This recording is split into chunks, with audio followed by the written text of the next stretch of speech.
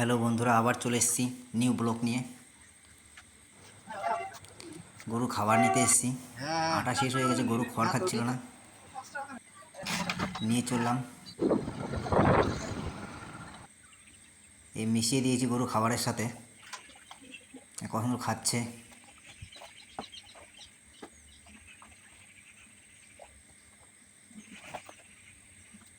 এদিকে এটা তো নাক ডুবিয়ে খাচ্ছে।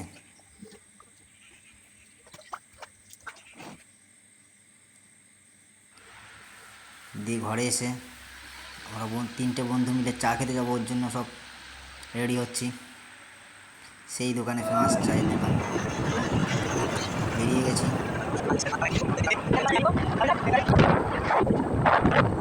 দেখুন ভিউটা কত সুন্দর লাগছিল।